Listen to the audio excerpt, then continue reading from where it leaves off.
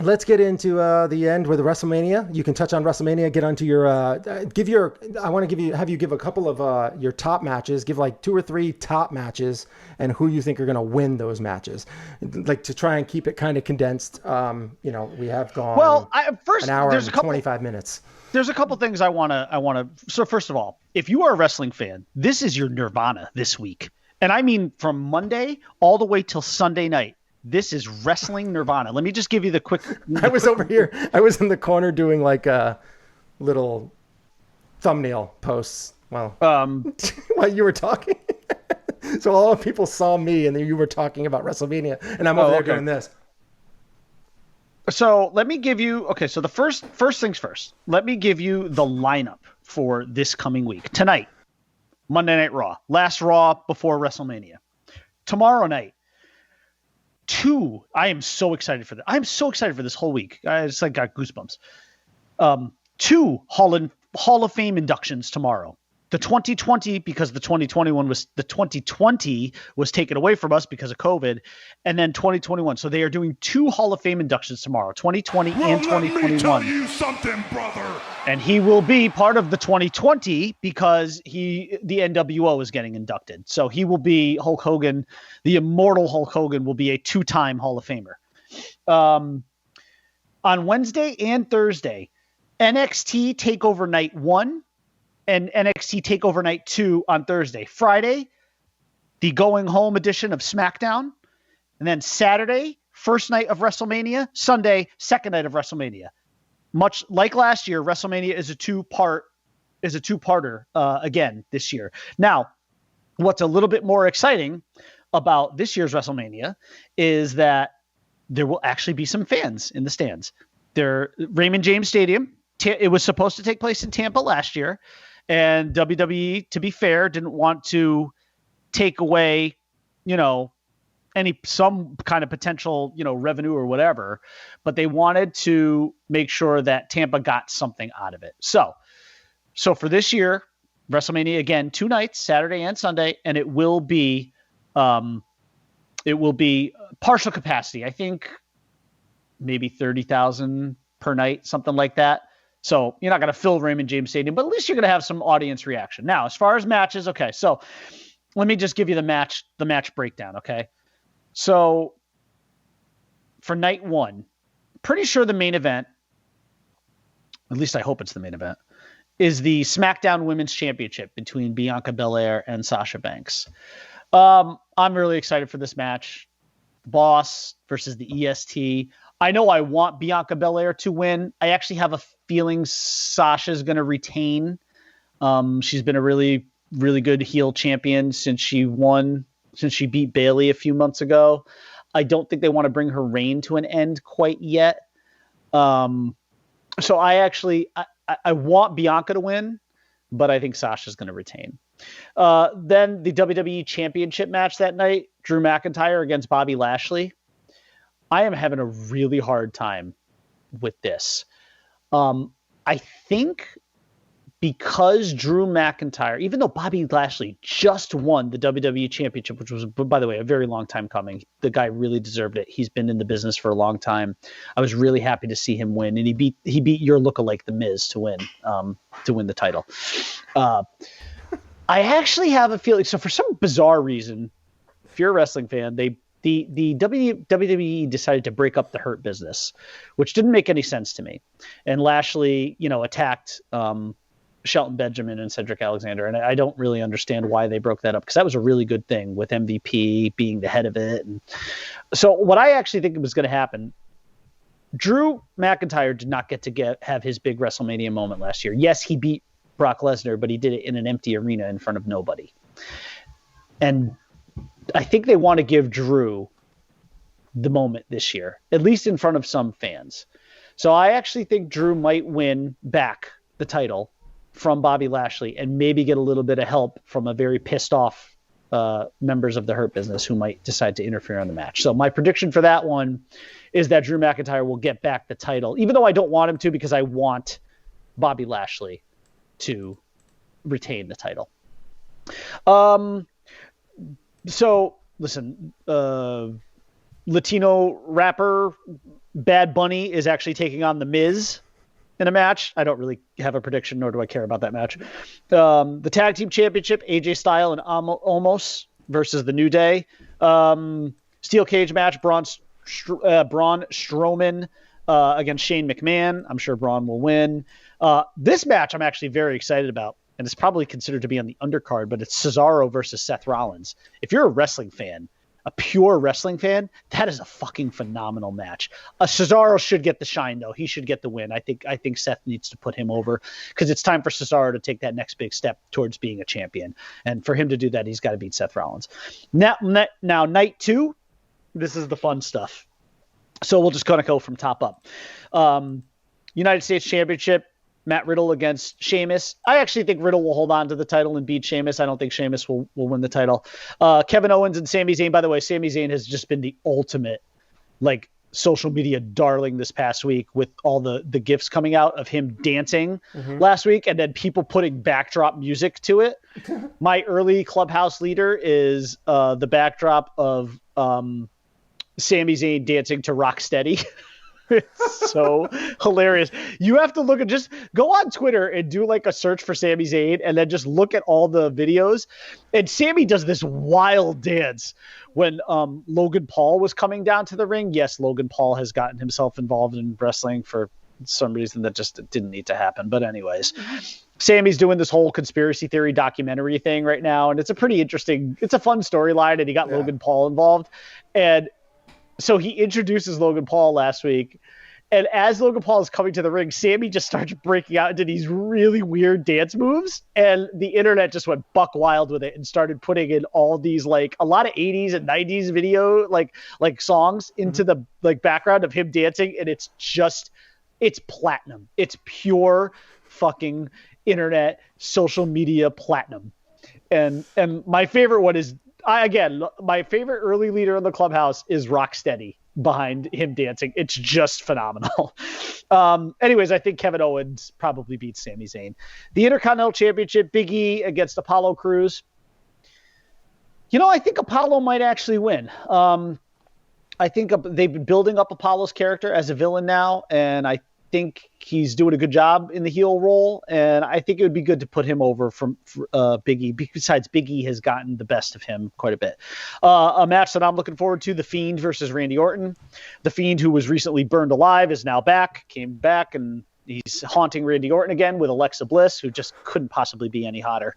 And I think The Fiend gets the win over Randy Orton. And then we come to a couple of... So you've got the two big matches. The Raw Women's Championship, Rhea Ripley versus Asuka.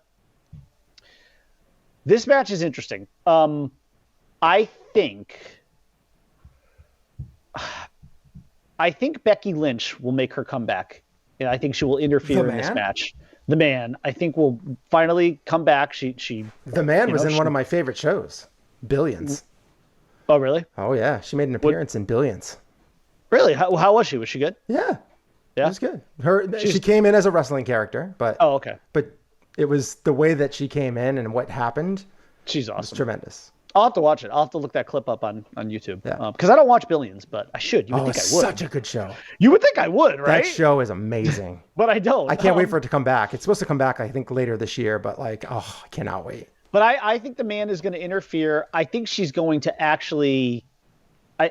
See, here's the thing. I can't figure out whether she wants to interfere and help Asuka so that she can try to then take on Asuka for the title that Becky Lynch never technically lost, because Becky Lynch went away because she got pregnant. So she didn't give the title to Asuka, but they basically made this kind of rule that, when Asuka won whatever, oh God, I forgot what it was. It was Money in the Bank that actually, yes, it was the Money in the Bank. Asuka won the Money in the Bank match, but as it turns out, Asuka won the title because Becky was going away to become a mom. Oh. And so I did not know that. And now, her and Seth Rollins had their first child together. So and then so I could see her coming in to maybe interfere on behalf of Rhea Ripley and help Rhea Ripley win the title to piss Asuka off, but I feel like Becky's coming to get her belt back. And I think maybe what she'll do is interfere, maybe help Asuka so that she can take on Asuka, because Becky will be the kind of person that says, I want to beat the person that basically I handed the title over to, Gotcha. not Rhea Ripley. So that would be my prediction for that match. And then listen, the main event, and I know a lot of people are upset about this. I understand why WWE did it. Here's the bottom line. Edge's comeback story has been tremendous. The guy was gone for 10 years. We thought he was done. And then miraculously, doctors cleared him to compete. Last year, January 2020, before the world went in the shitter, he made a great showing in the Royal Rumble, did not win, but was one of the final four, and he was eliminated. And then this year in the Royal Rumble, he wins, and he gets an opportunity to face Roman Reigns, who is perhaps the best he's ever been. Roman Reigns finally is a heel, and he's playing the character so well. The head of the table, the tribal chief, whatever you want to call him. It's just great what they're doing.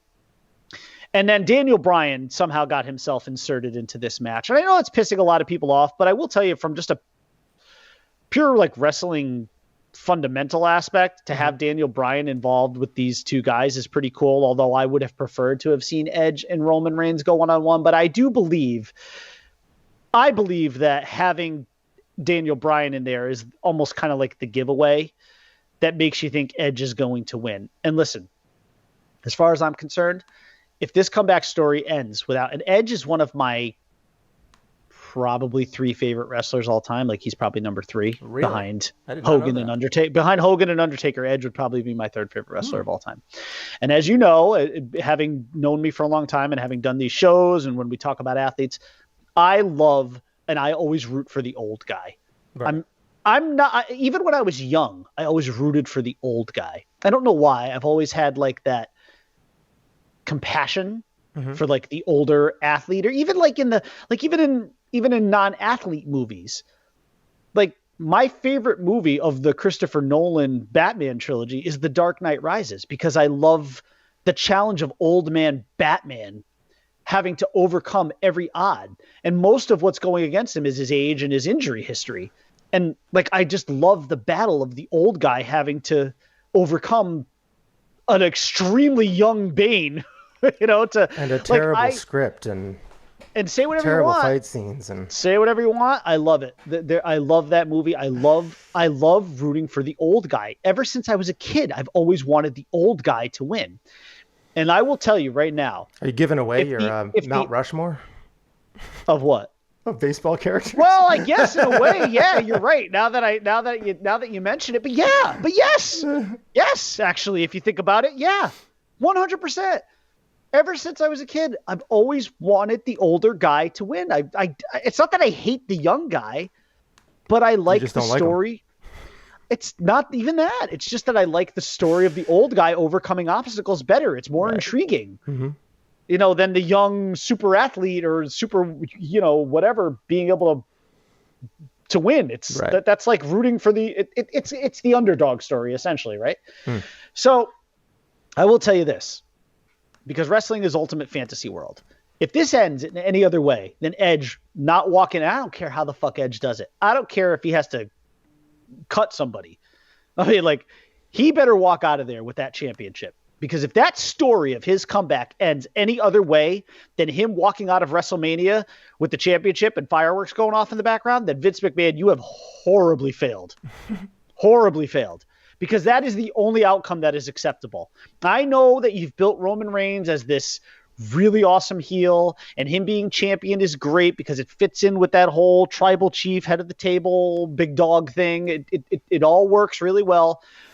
But if this ends in any other way than Edge walking out of Raymond James Stadium with that strap over his shoulder, then you have fucked up royally. Because that is the only way that WrestleMania Night 2 needs to end. It needs to end with you fading to black and Edge holding that belt up or clutching it in his arms and looking at it with fireworks going off in the background. That is the only way WrestleMania ends. Any other ending is unacceptable to me. Now, I know a lot of people will probably say, no, Roman Reigns should walk away and he's had this great run, and why should anybody come in and disrupt it? And that's why Daniel Bryan, I believe, was inserted into the match, because that way Edge can pin him and not take any of the shine off of Roman Reigns. You're not going to make Roman Reigns look weak if he loses the belt and doesn't even get pinned to lose it. So that's why 100% why I believe Daniel Bryan was inserted in this. Also, Edge has been kind of going full rated R superstar recently, which means he's kind of going heel, which I love, which makes it even better. So like, to me, Edge should take out a steel chair and just beat the shit out of both of these guys. I don't care which one. I hope he stacks Daniel Bryan on top of Roman Reigns and pins both of them, to be honest. But that's the only scenario that works for me. Edge has to come away as champion. He has to be Universal Champion when this is all said and done. Any other outcome, you just ruined a great storyline of Edge's comeback. If Edge comes back and the storyline does not end with him winning the title, then kind of like, what was the point? Because when you think of Edge, yes, the rated R superstar, that character, but he is synonymous with being a champion. The guy is an 11-time world champion. 11 times. So you put a 12th on him now. He's in rarefied air as it is. What's the point of this storyline if Edge comes back, wins the Royal Rumble, but doesn't win the title? Right. Doesn't make sense. And that's my WrestleMania preview. Great week, though, ahead if you're a wrestling fan. Keith Sherry says, Bri Man, do you think AEW will have a huge night this week to try and compete even more than normal? Will Brock debut? Is that even a rumor that Brock is going to go to AEW? That would be nuts, by the way. I could see him. I don't know if I can see him doing that. By the way, hold on. Before I get to that question, speaking of AEW, also the other big thing Sunday night, I believe this will be debuting after WrestleMania, Stone Cold Steve Austin Broken Skull session with Chris Jericho, who is currently on the AEW roster. Ooh. La Champion. So I cannot wait to watch that, because that's really weird. And Tim Callahan brought up a good point. We were texting about it the other day, and he's like, I think that this shows that this is a clear indication that Vince does not view AEW as a threat. Mm-hmm. Because if he did, he probably would not want Stone Cold Steve Austin to have Le Champion, Chris Jericho, a bit of the bubbly on his show. I can't imagine that Vince would be cool with that. So actually, it shows a little bit of maturity by Vince too, in his old age, to have that. But that should be a really interesting interview. I mean, plus the history those two guys have together in the ring, and Jericho just being the most. There has never been. You could say Chris Jericho is. If you were to do an objective all-time Mount Rushmore, he's got to be on it, because the guy's won so many championships, but also there has never been a guy in the history of professional wrestling who has reinvented himself as much as Chris Jericho has. His mic skills are pretty good too. Oh my God, he's the best. He's the best. He's the best. I mean, that's why I'm telling you, like, he's so good at getting under people's skin. But he's also technically a great wrestler. Right. He's a great wrestler, and he has reinvented his character so many times, with almost every single one of them being a massive hit. And he's a champion. The guy has won more titles than anybody, like, combined. I think he's probably won more titles than anybody. If you combine, like, World, Intercontinental, Tag Team titles, U.S. titles, everything. The guy's won everything. He is the ultimate professional wrestler, and he is absolutely a GOAT. And so for him to be on that across the table from Stone Cold Steve Austin, another Rushmore guy, is pretty fucking awesome. So really great WrestleMania week. To answer, I'm sorry, was that Keith's question? Yes. I mean, listen, it would behoove AEW to try to do something. I don't know if it'll be Brock. I can't see Brock walking away from WWE. Brock is such a mercenary, and I feel like money is ultimately the big factor with Brock, and I can't see AEW ponying up more money. And Brock already has that built-in relationship with Vince, where Vince will fucking let Brock do anything. I mean, Brock barely has to work at all. And he gets paid a shit ton of money. I can't see Brock doing that. Keith said the rumors I heard was Brock signed as well as CM Punk. Oh my God. I mean, okay, I'll tell you what. I haven't heard either of those. If Brock and Punk both show up to AEW this week, then I don't care what happens at WrestleMania. AEW wins the weekend, like by far. I mean, I don't know the AEW schedule. I'm not sure like when Dynamite is on or whatever. I barely watch AEW. I occasionally tune in. It's not a bad product, by the way. It's actually, when I watch it, I'm actually pretty into it. It's hard for me to commit myself to two different wrestling pro. This isn't like back in the late 90s and the early 2000s when WCW and WWE were just, in the Monday Night Wars. That was a special time that we'll never have again as wrestling fans. I can't put AEW in that category. I will tell you though, that from a quality perspective, yeah, AEW is good. I mean, it's pretty good. I don't know. I'll tell you again, if Punk and Brock show up on AEW, then they've won WrestleMania weekend. That's all I can tell you. That's too bad for WWE. It wouldn't be great, especially when it's the first live in-person wrestling event. And you have him infiltrating the Broken Skull sessions, and Vince like allowed that to go down. And oh man, that's a bad look. That's a bad optic for Vince. He will have royally fucked that up. Although, I mean, I don't know. I mean, I desperately want Punk to come back to WWE, but it still feels like such a long shot. The breakup with him and Vince was pretty ugly. So I don't know. Tough to say. That, but you want to talk about intriguing storylines? Oh my god! All right. Well, that's I think pretty much our show. We've gone on for an hour and 45 today. That's a long show. I will be as usual breaking it up into segments throughout the week. I'll try and get one out pretty much every day over the next few days. I do get my COVID shot tomorrow. I don't know why. What happened? And I get mine on Thursday. Oh, what? Oh, did my camera die? My camera died on me.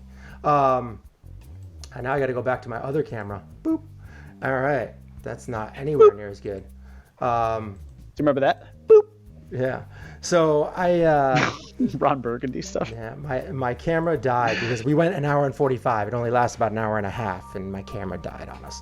But anyway, that's why I have backup cameras. So we will pretty much get into the. I'll get all those segments out over the next few days, and then we will get back to you on Monday with all new topics. Feel free to hit us up on Twitter. I'm at Einhorn but you can hit the show up at Shane and Bri Man on Twitter. And then you can hit us up on Facebook at facebook.com/Shane and the Bri Man. And then I try and do some polls from time to time. I just did a recent poll. The most recent poll that I did was with Tua, because I wanted to know about the Bri Man's beloved Tua. And I posted it out there. I said, questions for Dolphins fans. Should the Finns draft a quarterback? And it is a resounding no. Tua is the future with 77.8%. And all that tells me is that 22.2% of people are still fucking idiots. Yeah, well, I mean, you're an idiot. You're an idiot because the window for a quarterback in the NFL is at least 3 years. Every quarterback gets 3 years. You don't want to give him you won't give him 9 games, but you gave Ryan Tannehill 7 years. That's all I have to say. It's like that. It's the only argument I need, Sean. You gave Ryan Tannehill 7 years. You barely gave Tua 7 games, but you're ready to throw the towel in on him. See, this is the problem. We live in this weird instant gratification world where it's like Tua gets 9 games. You as an absolute nobody, not a scout, you're a fan. You're a fanatic. That's it. That's the only claim that you have. I'm in the realm of fanatics, but I have no actual football acumen whatsoever, other than to say, well, the eye test tells me that Tua is not the one. Really? After 9 games? But it took you 7 years to realize Ryan Tannehill wasn't the one? Okay. All right. Whatever gets you there. But hey, listen, but you're the perfect person to talk to about this because you have a quarterback who in year 3 finally realized his potential. And also, by the way, he got a little help. That was one of the big Stephon Diggs. Let's not overlook Stephon Diggs, okay? That was a huge signing, and that was a big deal for Josh Allen, and that helped him take the next step. When your best receiver is Mac Hollins, that is not Sorry, weird. That's weird. To me, that's just that's like a lazy narrative. Or as Ryan Reynolds would say in Deadpool, that's just lazy writing. Because if you're going to weigh in on Tua Tagovailoa when his best wide receivers were Mac Hollins and Jakeem Grant, you don't know anything about football. Give him weapons and also give him a year to recover from his fucking hip injury and give him a full slate of games. And then actually in the second year of an offensive line learning how to gel. What are we doing? How are Dolphin fans so stupid? I don't know. Let's just. All right. You really woke the sleeping giant there. Clearly. You're entertaining. You're entertaining Keith. That's for sure. Why? You just wrote ha ha ha ha ha. I mean, it is basic logic, right? I mean, come on. You got to give a quarterback more than 9 games. You have to. And it's also like it'd be one thing if in those 9 games he was putridly bad. He was not. His touchdown, first of all, his overall touchdown to interception ratio was 14. He had 11 throwing, 3 rushing, 14 touchdowns to 5 interceptions, and he threw for almost 2,000 yards. I mean, it wasn't bad. I'm not saying it was great, but it wasn't bad. Like, I just don't know how you judge him off of that. You've got to give him. And this will piss off the haters even more. Not only does he deserve next year, but the year after that. See, I'm not a hater. 3 years. I'm not a hater. I just don't think he's got it. That's okay. But I'm not a hater. Fair. I just don't think he's got it. And I'm gladly to be proven wrong. But what you're saying is fair. You're just saying I don't think he's got it. Whereas other people are just saying you need to draft a quarterback. I don't know if that's what you're saying. Maybe that is what you're saying. I don't know. I think it would be good to draft a quarterback because the worst case scenario is you flip that for draft picks in the future. And you start Tua and see how he does. And if he's got it, he should be able to perform no problem with a quarterback on his tail. And so you're kind of in the middle, but It's not an asinine take. I say that it's like it doesn't hurt necessarily to do that. But I wouldn't. If you want to draft a quarterback in this draft, I think that's general good practice. But if you do it anywhere in the first 3 rounds, then all right, you've got way too many other needs. Sorry. All right, that's pretty much it for our show. And like I said, you can find us on Twitter at Shane and the Bri Man. You can find me on Twitter at @IKnowHisFinkle, and you can find the Bri Man on Twitter at _Bri_Man. And that's pretty much it for our show. We will be back on Monday around 9. We will try and get as close to 9 as possible. Today we had a distance learn day, so I was struggling to get everything in there. And Bri Man's still having some issues, but we think we figured out the camera. I think so. Well, I might need to figure out something with the latency because it seems like it's a little laggy on my end.